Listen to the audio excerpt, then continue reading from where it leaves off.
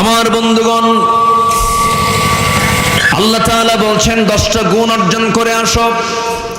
Number 1 হলো মুসলমান পুরুষ মুসলমান নারী, নাম্বার 2 হলো মুমিন পুরুষ মুমিন নারী, নাম্বার 3 হলো অনুগত পুরুষ অনুগত নারী, নাম্বার 4 হলো সত্যবাদী পুরুষ সত্যবাদী নারী, নাম্বার 5 হলো ধৈর্যশীল পুরুষ ধৈর্যশীল নারী, নাম্বার 6 হলো আল খাশিঈন বিনীত পুরুষ বিনীত নারী, নাম্বার 7 হলো আল মুতাসাদ্দিকিন ওয়াল মুতাসাদ্দিকাত দানশীল পুরুষ এবং দানশীলা নারী, নাম্বার 8 হলো ওয়াস-সাইমিন ওয়াস-সাইমাত এবং রোজাদার পুরুষ এবং রোজাদার নারী রোজাদারিনী নারী, নাম্বার 9 হলো আল হাফিযিনা ফুরুজাহুম ওয়াল হাফিযাত নিজের লজ্জাস্থানের হেফাজতকারী পুরুষ হেফাজতকারিনী নারী, নাম্বার 10 হলো আল্লাহর জিকির করনেওয়ালা পুরুষ এবং জিকির করনেওয়ালি নারী। এই 10টা গুণ যে বান্দার মধ্যে অর্জিত হয়ে যাবে, আল্লাহ ওয়াদা করছেন আমি তাকে সমস্ত গুনাহগুলো মাফ করে সম্মানজনক জান্নাত দিয়ে দেব। জোরে বলে সুবহানাল্লাহ। এখন যারা মোটামুটি বসে আছেন এই শ্রোতাগুলো আর নড়বে না, বলি আলহামদুলিল্লাহ। একটু বসেন, আমাকে সময় দিচ্ছেন তো আর কিছুক্ষণ। আচ্ছা আমার বন্ধুগণ আমার ভাইরা,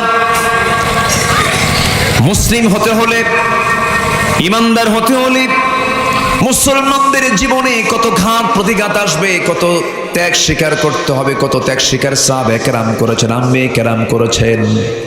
আপনি যে নবীর ইতিহাস ঘাঁটতে যাবেন সে নবী আক্রান্ত হয়েছেন রাষ্ট্রযন্ত্র কর্তৃক, যে সাহাবীর আপনি ইতিহাস ঘাঁটতে যাবেন তারা আক্রান্ত হয়েছেন রাষ্ট্রযন্ত্র কর্তৃক। আজকের দুনিয়াতেও যারা হক কথা বলে তাদের বাড়িতে থাকা হয় না, তাদেরকে থাকতে হয় জেলখানায়। আসতে বলবেন না, জোরে বলেন ঠিক কিনা। জেলখানায় থাকতে থাকতে জীবনটাও চলে গেল, হাসতে হাসতে দুনিয়া থেকে বিদায় নিলেন। তিনি তো বেঁচে গেলেন, আমাদেরকে কাঁদিয়ে কাঁদিয়ে এই ভুবন ছেড়ে চলে গেছেন, কিন্তু তিনি যে আন্দোলন তিনি যে শিক্ষা জাতিকে রেখে দিয়েছেন সেই শিক্ষা আমাদের গ্রহণ করার দরকার আছে না নাই? আমার বন্ধুগণ, ইমানটাকে ঠিক রাখতে গেলে বাতিলের সঙ্গে কখনো আপোষ চলবে না। কে না জানেন একজন ইমামের সেই নামটা, কে না জানেন সবচাইতে বড় ইমাম ছিলেন আবু হানিফা রাহমাতুল্লাহ আলাইহি। তার মৃত্যুটা হয়েছে বাড়িতে না জেলখানায়? আসতে বলবেন না, বাড়িতে না জেলখানায়।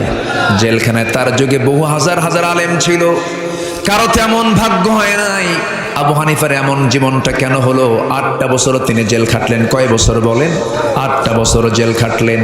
বাদশাহ মনসুর নামের একজন জালিম মুসলিম নামের কলঙ্ক জালিম শাসক তাকে গ্রেফতার করে ফেললো। তাকে বলে ফেললো, আবু হানিফা আমি মনসুর, আমি যা বলবো তুমি তার রায় দিবে, আমি তোমাকে চিফ জাস্টিস বানাবো, প্রধান বিচারপতি বানাবো। প্রধান বিচারপতির অফার দেওয়া হলো। আবু হানিফা রাহমাতুল্লাহ আলাইহি বললেন, প্রধান বিচারপতির চেয়ার আমার নেওয়ার কোনো প্রয়োজন নাই, কারণ তোমার মতো জালিমের অনুগত হয়ে এমন শাসকের চেয়ার মক্কার জেলখানায় আটকে রাখলো। মক্কার জেলখানায় আটকে রেখে বলা হলো, খোবায়েব ইসলাম ছেড়ে দাও, ইসলাম ছেড়ে দাও। খোবায়েব বললেন, ইসলাম গ্রহণ করেছে ছেড়ে দেওয়ার জন্য নয়, আল্লাহর জমিনে দিন কায়েমের সংগ্রাম করতে গিয়ে হাসতে হাসতে জীবন দিব, কিন্তু বাতিল শক্তির কাছে মাথা নত করব না। খোবায়েবকে ধরা হলো। খোবায়েবকে ধরে জেলখানার মধ্যে আটকে রেখে খাবার বন্ধ করে দেওয়া হলো। খাবার বন্ধ করলে হবে কি? খাবার দেন কে? আসতে বলবেন না, খাবার দেন কে? আল্লাহ তো বান্দাকে খাবার দেন।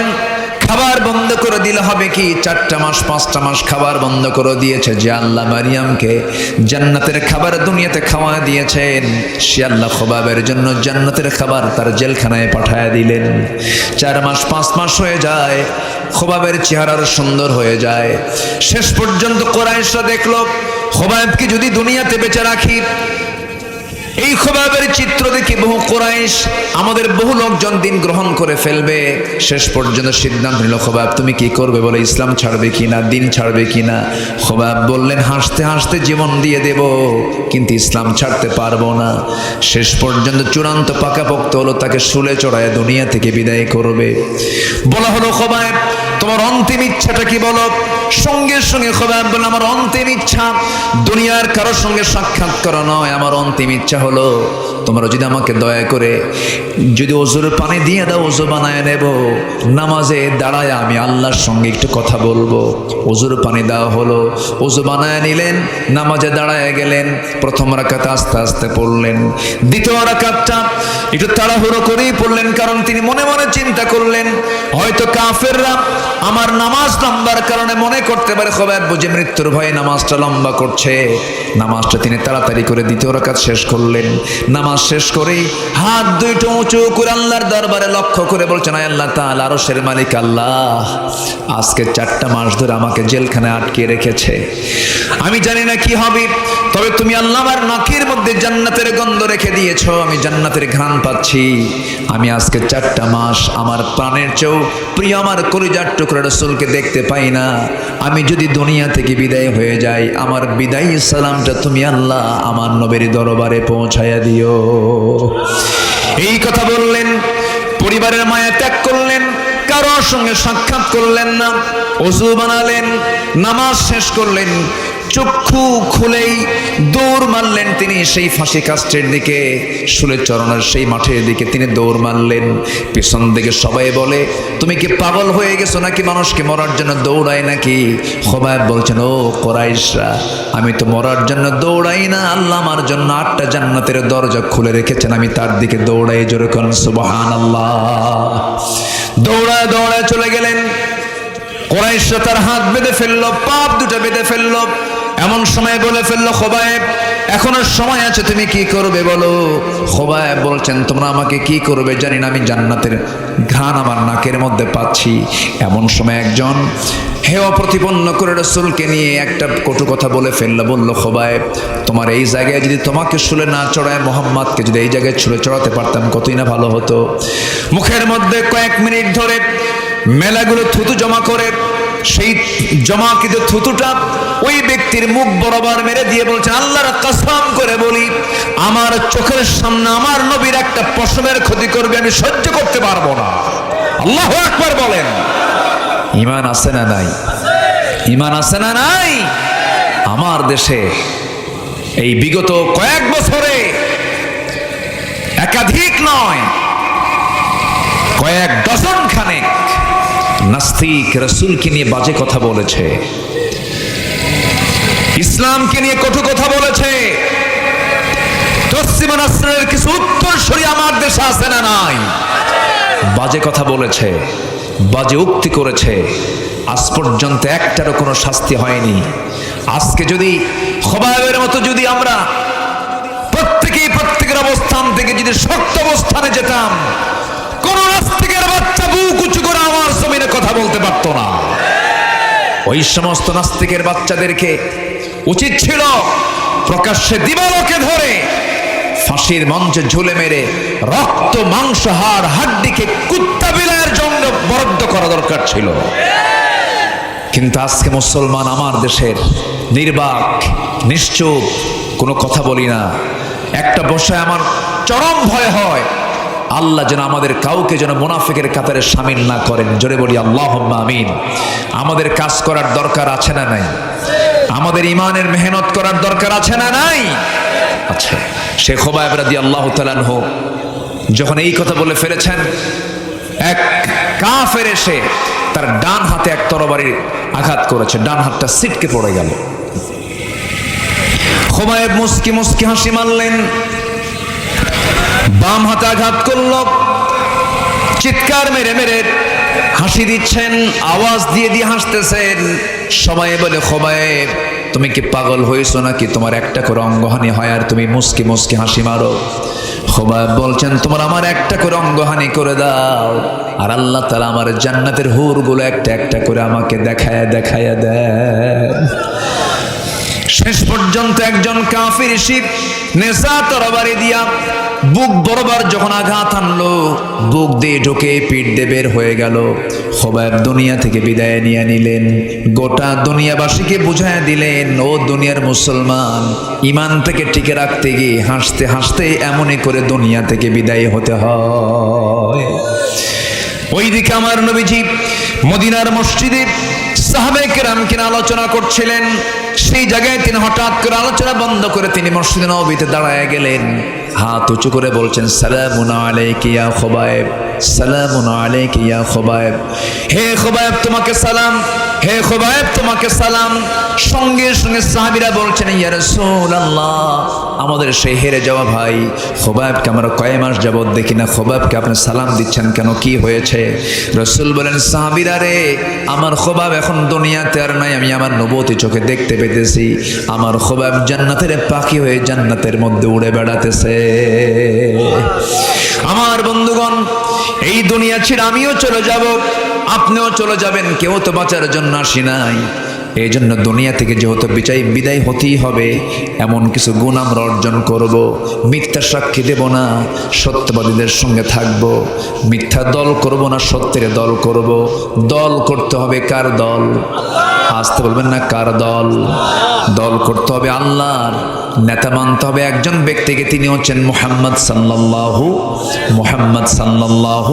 আলাইহি ওয়াসাল্লামকে। আমার বন্ধুগণ, সংবিধান কোনোটাই মানা যাবে না কি ছাড়া? আসতে বলবেন না, কি ছাড়া? রব কাউকে মানা যাবে না কে ছাড়া? আমার রবকে। আসতে বলবেন, আমার রবকে। আমার নেতা মুহাম্মদ সাল্লাল্লাহু আলাইহি ওয়াসাল্লাম। আমার দলের নাম কি? আরো জোরে, আরো জোরে। আমার সংবিধানের নাম কি? কোরআন। তাহলে আল্লাহ আমার রব, রাসূল হচ্ছেন আমার নেতা, ইসলাম হচ্ছে আমার দলের নাম, কোরআন হচ্ছে আমার আইন, আমার সংবিধানের নাম। এই চার কথার ভিতরে যে ব্যক্তি এসে নখ ঢুকাবে, এই চার কথার মধ্যে যে আঙ্গুল ঢুকাবে, যে কথা বললে আমরা তাদের জিহ্বা টেনে ছিঁড়ব, রাজি আছেন কারা কারা? হাত উঁচু করে দেখান মুসলমান।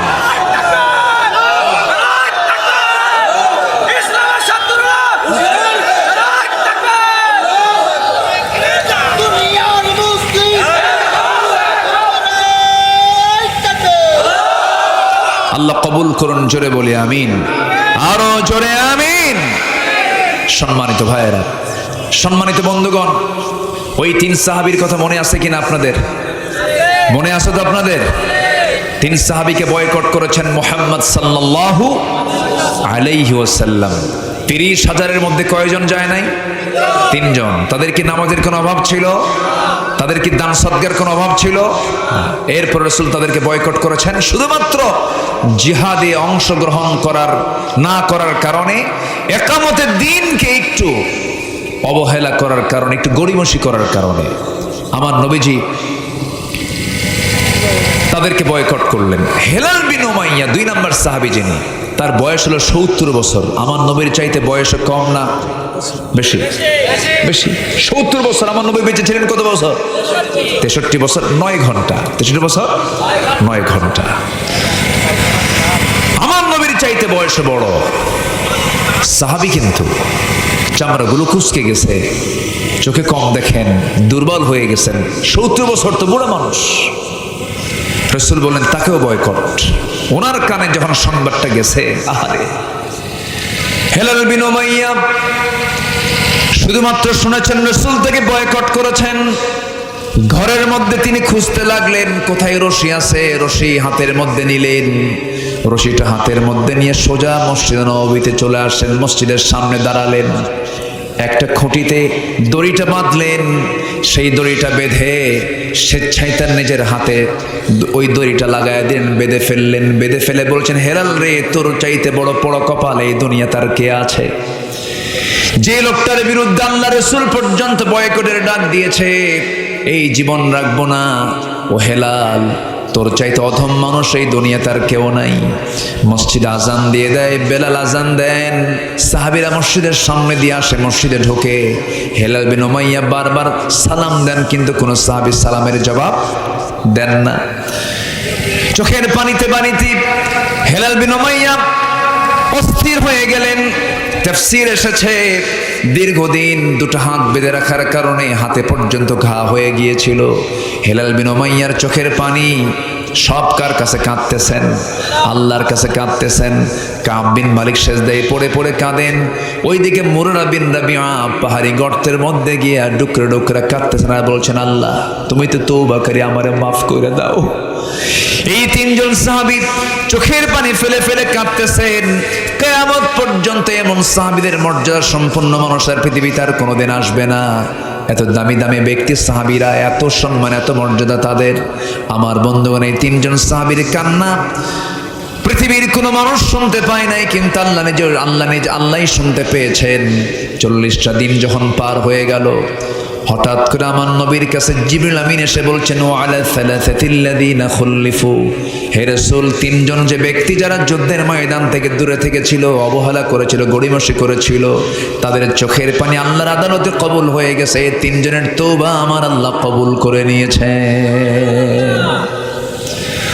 আমার নবীজি সাইয়েদনা ওমর ফারুককে বললেন, ওমর ফারুক, আমার কলিজার টুকরা সাহাবী কাব বিন মালিককে ডেকে আনো। এই লম্বা হাদিস, যারা আলেম ওলামা এখানে বসে আছেন, এটা একটা লম্বা হাদিস। কাব বিন মালিক নিজে হাদিসটা বর্ণনা করেছেন, সিয়াসিত্তার হাদিস এটা।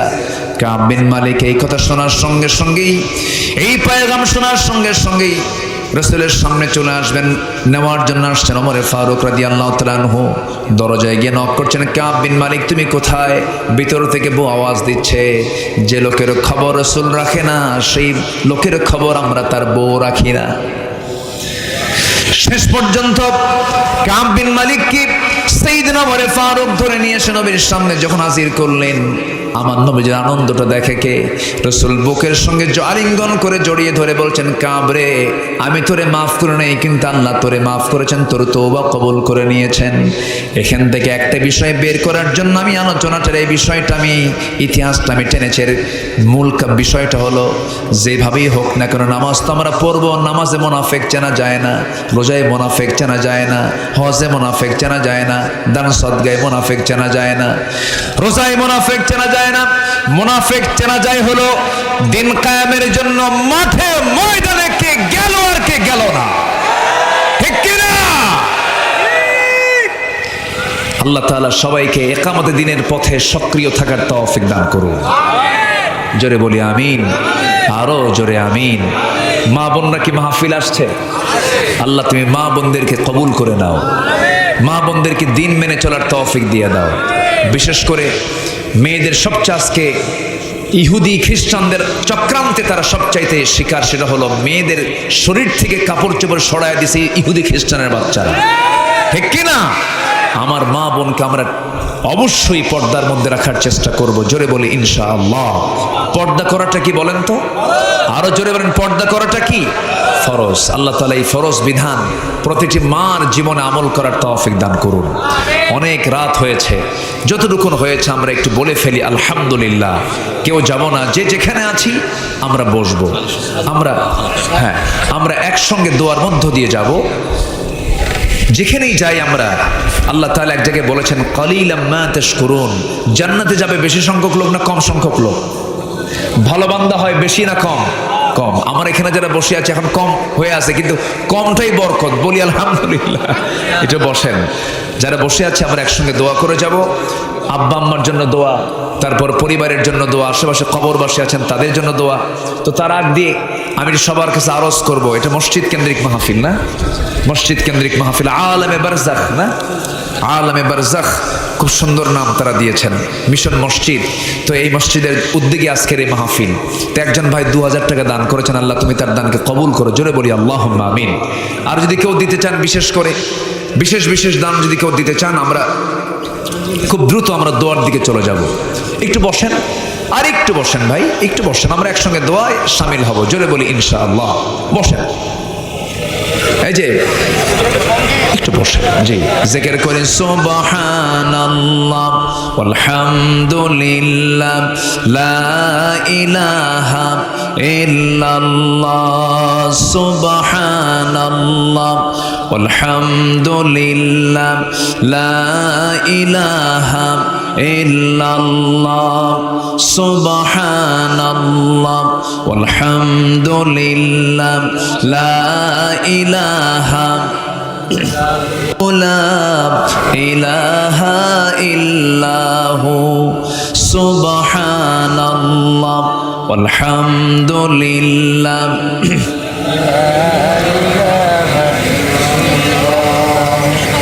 যে মেহেরবানি করে যে যা পারি আমরা দিল থেকে দেওয়ার চেষ্টা করবো। আল্লাহ তুমি সবাইকে দেওয়ার তৌফিক দাও। জোরে বলি আল্লাহুম্মা আমিন। আল্লাহু আল্লাহু কি যে মধুর নাম, বলি আল্লাহু আল্লাহু কি যে মধুর নাম। ধরার তামাম মনি মুক্তায় পান্না হীরা সোনা দানায় হয় না তাহার দাম। আল্লাহু আল্লাহু কি যে মধুর নাম। ডাকলে ও নাম সোহাগ ভরে নিত্য জোয়ার প্রেম সাগরে। ডাকলে ও নাম মনেরই কাবায় নাচে রক্ত ঘাম। সবাই বলি আল্লাহু আল্লাহু কি যে মধুর নাম। ধরার তামাম মনি মুক্তায় পান্না হীরা সোনা দানায় হয় না তাহার দাম। আল্লাহু আল্লাহু কি যে মধুর নাম।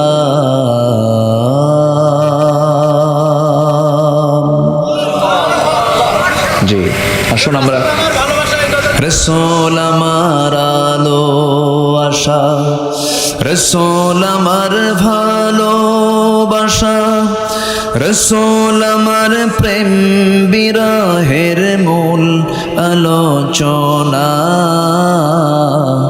রসুল আমার কাজে কর্মে অনুপ্রেরণা। রসুল আমার ভালোবাসা, রসুল আমার আলো আশা, রসুল আমার প্রেম বিরহের মূল আলোচনা। রসুল আমার কাজে কর্মে অনুপ্রেরণা। রসুল আমার ভালোবাসা। এই তো হয়ে গেল। কত রকম রাজার নীতি প্রজার নীতি দেখলাম।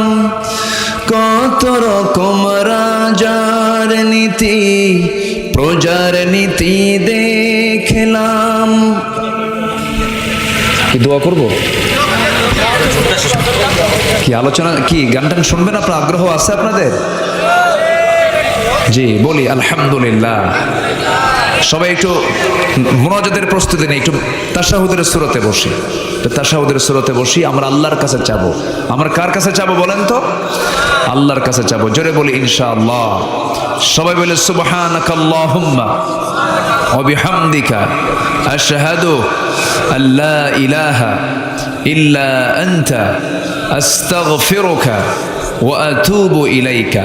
চিৎকার মেরে বলি ইয়া আল্লাহ ইয়া রহমান, আমার জীবনের সাগীরা কবীরা ছোট বড় সব গুনাহ তুমি আল্লাহ মাফ করে দাও।